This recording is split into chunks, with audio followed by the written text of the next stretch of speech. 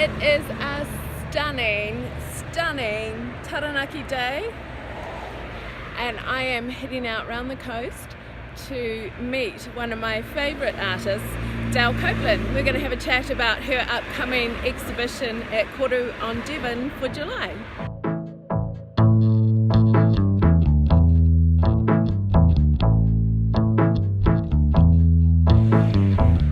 First though, the all-important stop, food.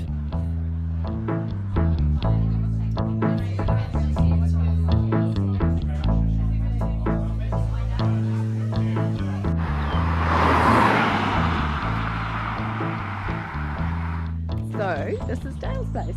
Well, actually not, this is her gate, and beyond that gate is what my son calls the Mansion of Wonder, which I think he's pretty accurate with.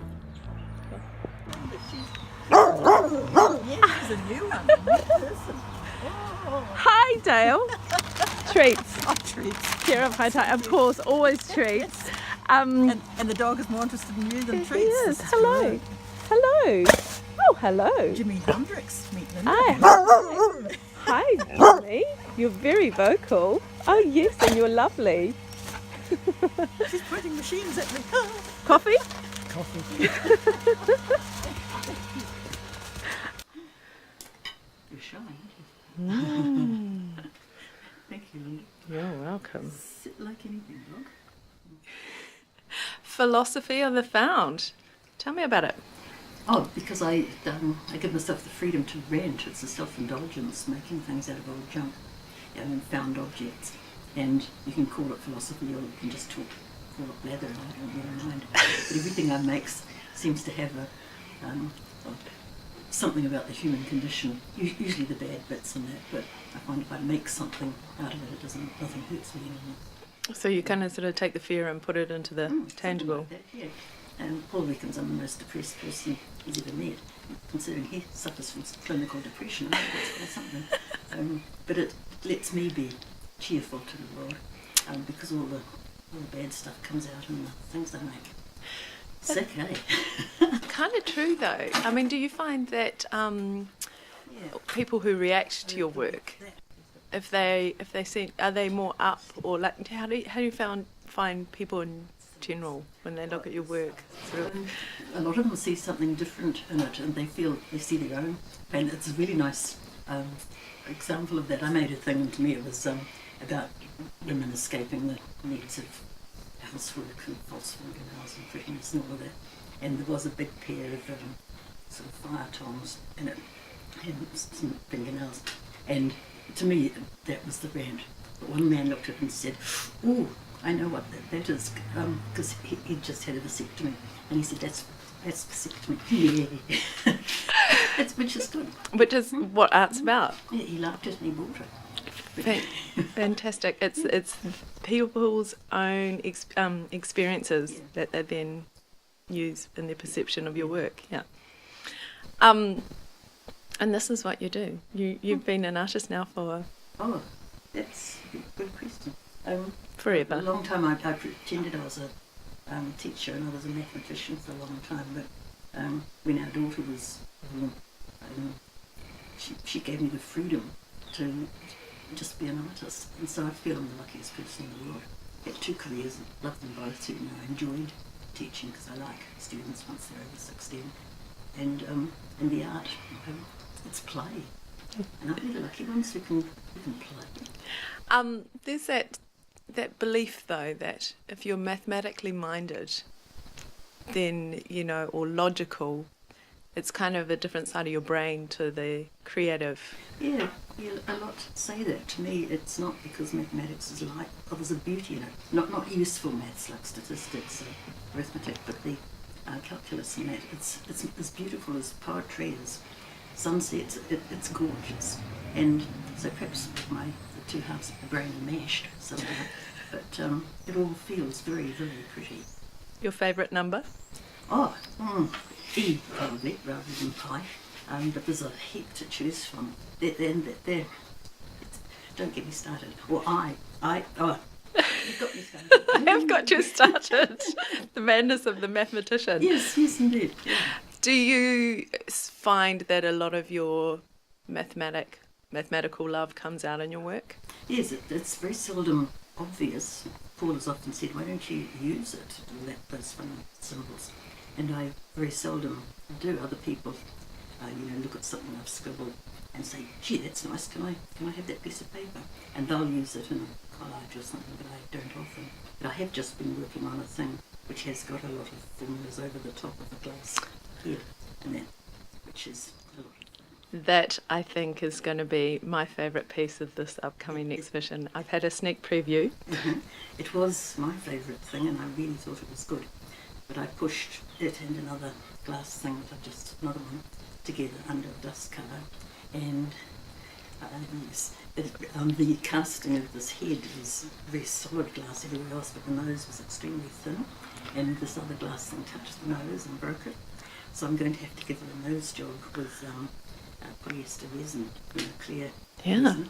And so I was fairly distraught because I've now got a broken-nosed mathematician dreaming sweet memories of when she was a young, beautiful woman.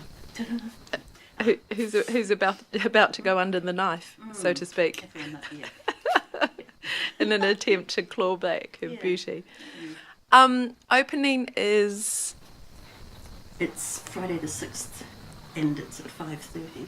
And it's at Koru in Devon. Koru in Devon, 18B, Devon Street East. And it's going to be fun. And it's going to be a hallway of Dale Copland. Yeah, I like them hung closely, more like a Harry Potter's wizard's room than anything, because they, the small, intense, junky things, they don't need a big white space. They get frightened by white space. So I'm looking forward to hanging in there. It'll be good. So am I. It's going to be a fun Monday night when we hang. Yes, we hang on Monday and open on Friday. No worries, no sweat.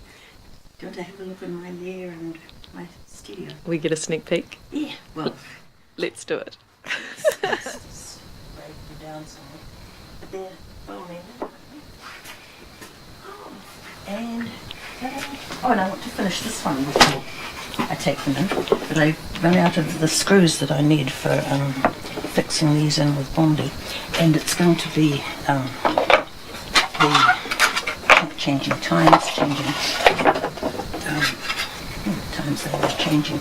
So it's these plastic bases from different eras. This was the very first sort of doll ever made of plastic. It was extremely thin, so I've put it on, and that's about the 1940s, I think. This is a modern thing. I've got a clock face to go with each. And I really should have a wee bit of a clean up, because the only place I can find that's flat to work on is the catering pile in boxes. And that's stuck on top. And when I'm weighing things down with heavy weights, it's a really insane. So we need to tell Paul you need more space. That would be easier than cleaning up, yes. Yes, we'll just take over another room. I've been having a lot of fun with glass resin and such. I've made this one, Venus at the Waterhole. It's all the synonyms for Venus, waterhole, and clean rivers, and all of that. But I just push them together ever so slightly. Slightly, and it's got her nose. And it's got her nose. But there's our mathematician with all her formulas on the surface of the brain. We're ready to go. And deep inside, the memories of being young and beautiful. Yeah, right. But I was very pleased with that. And I hope it will be again when I've given her a nose job, but it's such thin part of the casting, really fragile. That's incredible, because it looks such a... And it's probably been through quite a life, that head, and it's just the freakish touch in the wrong place. Yeah. Next to our friend here. Well, I was thinking of taking a cast off that, but the nose is totally the wrong shape and too broad. So I'll just build it out with little layers of the polyester and glass. And so the eyes are either, depending how you get it, they're either black or complete mirror, or if you open this up, it lets the light in and they go staring blue. I want to get my focus there as she goes. And You want to be turned off? she's... Wow.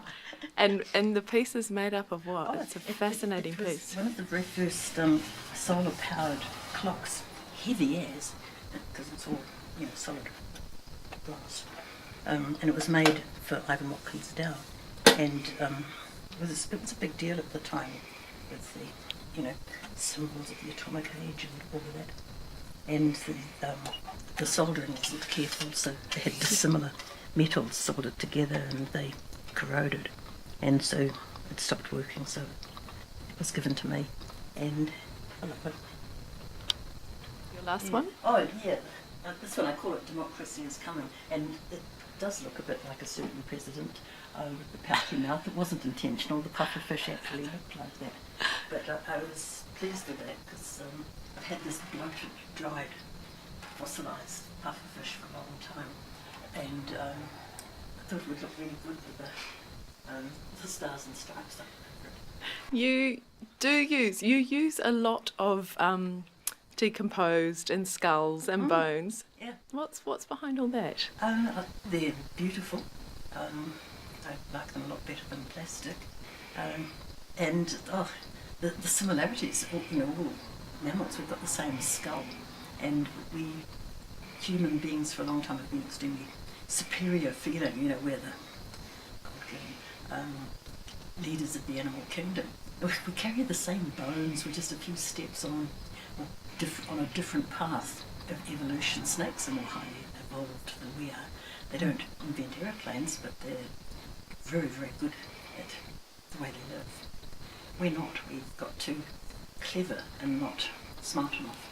Or is it we're stuffing it all by being too Insular. smart. I think we're too insular. Yeah, and we still hold to the, you know, capitalist thing of growth. There's everything. We live on a finite planet. Don't get me started. She's got started.